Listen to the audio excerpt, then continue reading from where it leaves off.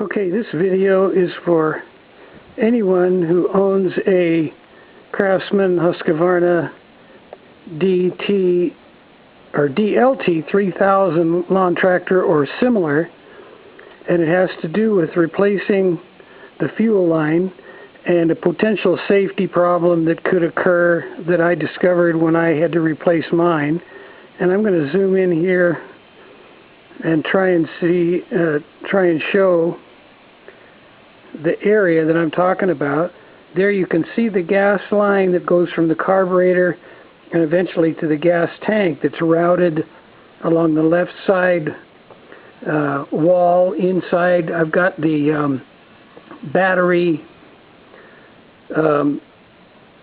case removed, so you can see down inside there. And I don't know if this is going to work or not, but I'm going to try and show. Down inside you'll see a hex nut, and you'll also see the gas line going in behind that hex nut. Well, that hex nut used to not be there. What used to be there was just the threads of a nut that comes, or a bolt that comes through, and a nut behind it, but there was enough of the threads going through there that it was bearing directly up against that gas line and could cause, after a while, cut into that gas line. It was a danger point. So all I did was put another additional nut over those threads to create a smooth surface for that gas line to bear up against.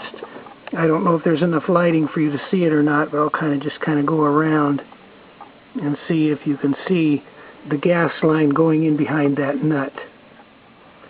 This is a continuation of the previous video where I was showing a potential place where the gas line could get cut by its rubbing against the bare threads inside a different area of the tractor. This shows the area. I have the cover removed where the seat goes, and basically you're just seeing the tractor frame and where the gas tank goes. I was replacing my gas line, and this allowed me to have access to the entire gas line to replace it. And the gas line you're seeing now is a new one, but I found another place actually where I put an extra nut, and you can see where the gas line is routed. It goes underneath the bare threads of a bolt that comes through the frame. I just added a 3/8/16 hex nut so that the bare threads wouldn't be right up against that gas line, and there'd be a smooth surface, which should prevent a safety hazard down the road.